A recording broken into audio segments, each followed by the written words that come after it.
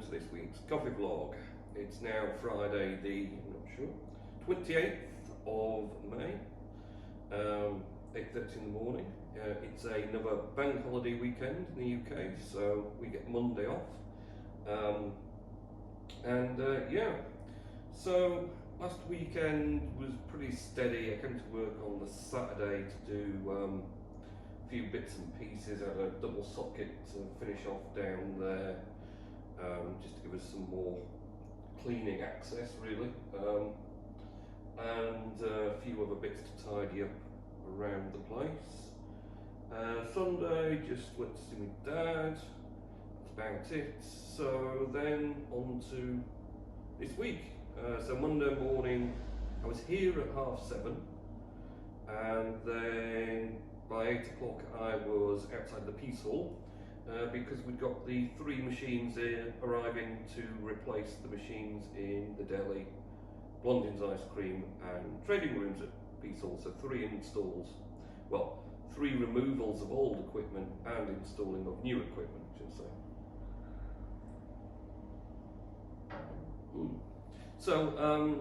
So yeah, that went pretty smoothly. Fortunately, a dry, sunny day. Wouldn't have been any fun if it was pouring it down. But the team that was coming to fit the machines did a great job. They got the old ones out, put the new ones in, got them all set up, got the grinders set for the relevant store's coffee. So yeah, everyone was good. And so far, touch wood, it's all gone smoothly. No one's having any issues, and the coffee's in. So they now will be progressing on to my blend I've done for them. So it's the Peace Hall. They've got a espresso blend of 4 Origin espresso. So hopefully they're going to all be moving on to just using that one. We'll see how they get on. But other than that, yeah, that all went very smoothly. But it took it's about 1 o'clock on Monday from 8 a.m. And I was just overseeing. I wasn't even doing any work really. But kind of helping out with installers and whatnot, and just making sure everything went smoothly. Then did some roasting in the afternoon because we've got a load of coffee needed that we hadn't got. Tuesday, big day on 30 kilo. We did a load of batches through this one to catch up with some orders. Wednesday was on the 5 kilo, as was yesterday, and today I've got stacks of coffee lined up to go through this one again because we've got a 60 kilo order alone to do. So that's a fairly good amount of roasting, and we'll just see what orders come in through the day. Of course, with the bank holiday, that's going to pick everything up, and it's supposed to finally become a bit drier and sunnier after weeks and weeks of rain, so that should have pepped things up a little bit anyway. So yes, on the whole, busy week as usual. Well, busier than usual actually. But at least the one thing is, roasting wise, it's a lot easier having an extra person helping out. So I've now got them sort of in the routine. They're doing the white rose orders on a morning, checking the coffees. If we haven't got the coffees, they're preparing the 5 kilos of green to roast if it's the smaller one. And then obviously once it's been roasted, they're doing all the packing and doing all the labelling, which was really time consuming, so that's good for me. And they're also sealing and fulfilling orders. So basically just walked in and doing the whole lot for me, which is great. Can't argue, and then maybe get them into roasting a bit as well as we progress a bit further on, and that'll be even better because it'll give me the opportunity to have some time off, if nothing else. So yeah, all that's good. Hive blockchain Bit of a nightmare week for me with that. Two different server areas, because I spread stuff about just in case, you know, something happens one, it shouldn't happen to the other one. They both had power outages on the same day, unbelievably. So it wiped everything that I have running for Hive out flat. So yeah, that wasn't great. And even worse than that, the two witnesses that I got up and running got over halfway through replaying, and there was a second power outage, just to really stick the knife in. And the problem is, the way I've got these servers set up, you can't just set them off once they're booted up. There's all sorts of things you've got to input in as far as the swap RAM and adding extra drives that don't automatically add and boot and things. So each one's got its own little sequence of setting up, so it's not an easy task to even start them off. So the fact that I'd started them off and then had to repeat the whole palaver again, I wasn't impressed. So I had a little bit of blip on the Hive, but it was the important stuff back up and running, or account history nodes are slowly replaying. The witness nodes take about 12 hours to fully replay from scratch. The account history, I think the big one, or the main one I have, is going to take probably about 5 days. And the slower one, I seem to remember it took about 13 days to replay before it caught up, which is partly because the account history holds so much data, and they have it in the ROX database. So all the time as it's replaying, it's stashing references into the database as well, and it's all a very slow process. So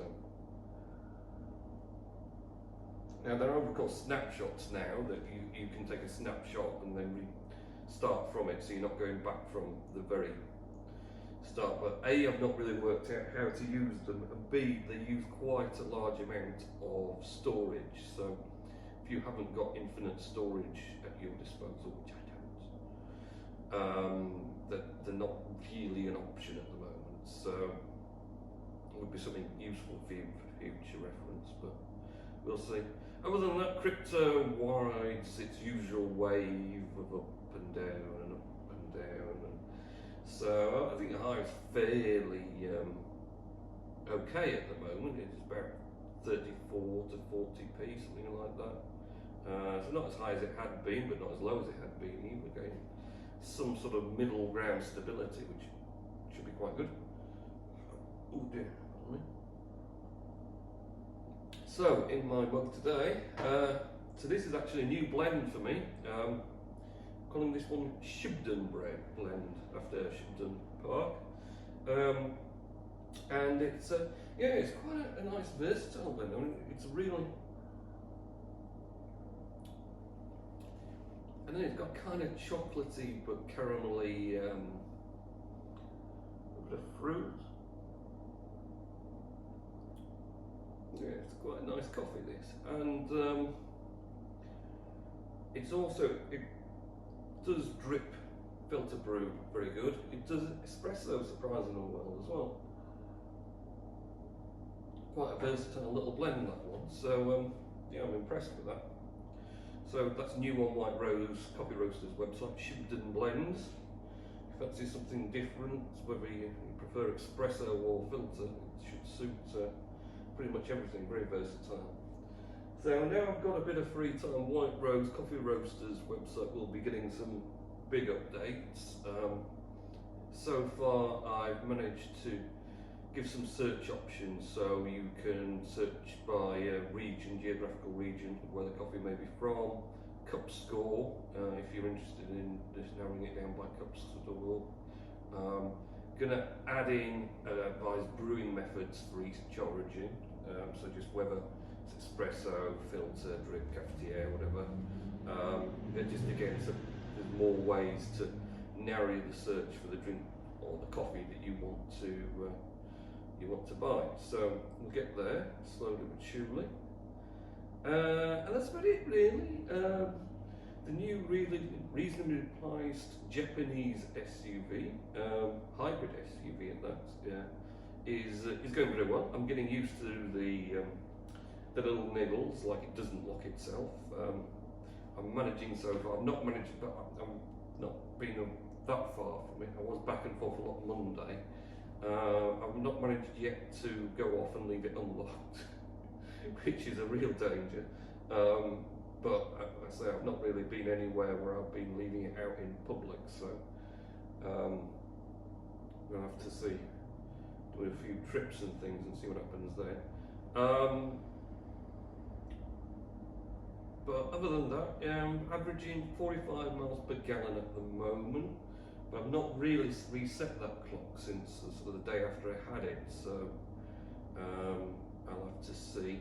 I'm interested, on Sunday I've got a trip to York, so I'll get the first chance to use the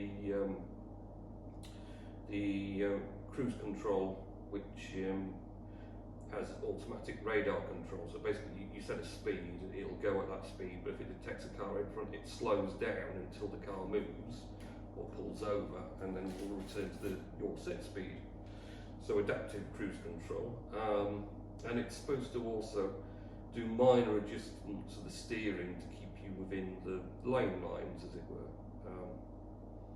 So it'll be interesting to see how that goes, and more importantly, what the fuel economy is like on a long trip, because at the moment that 45 miles per gallon, just based on really back and forth to Bradford to Halifax, which is short 5-6 mile trips, really where you waste the most fuel. Certainly compared to the Reynolds, which I could only just about get 41 mile per gallon with the diesel. 45 is very good for petrol on very short start journeys. So yeah, the hybrid system seems to be working particularly well. So yeah, I'm getting used to that. I'm getting used to the boot opening itself and closing itself. It is, I mean, if you've ever seen these automatic boots and you think, ooh, they look quite slow, they are quite slow. You don't want to be in a pouring rainstorm and have to be trying to open it and close it. Well, unless you sit in the car while it's closing. They're not the quickest compared to just grabbing the boot and going poof, which takes seconds. It set it off and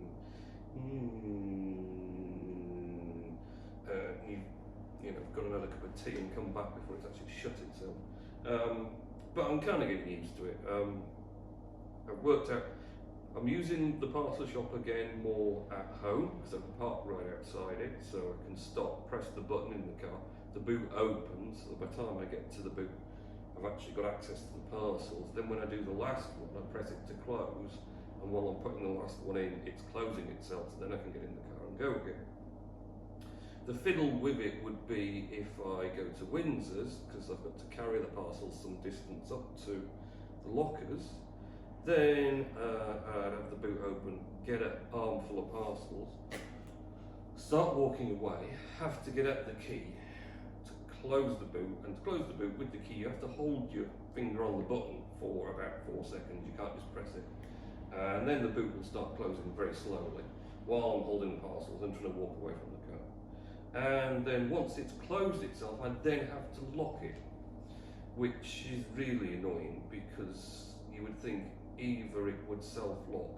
And this is a bit of an irony, you can't unlock the boot, but you can't open the boot with the remote unless you unlock the car first. I can't quite understand that. Surely if you've got the remote to open the boot, it should know that it should unlock it, and because you've got the key. But no, you've got to unlock it first and then open the boot with the remote. So yeah, lots of little bizarre niggles. I don't quite understand the logic, especially given the fact that it will unlock when you put your hand on the door handle to get in. So it does that bit, which the Renault did. It just doesn't do the locking part, and seems to be very kind of fickle about when it will and won't open things. So I don't know, but otherwise it's very nice, real luxurious to sit in.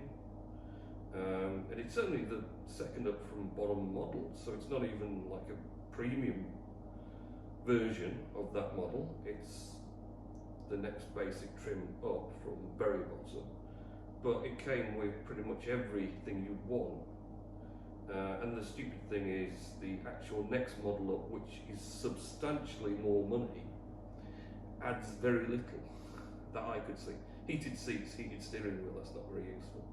I think there's all-round cameras, and I think then there's only four-wheel drive, or what they call AWD, all-wheel drive, whereas this one is just two-wheel drive, front-wheel drive.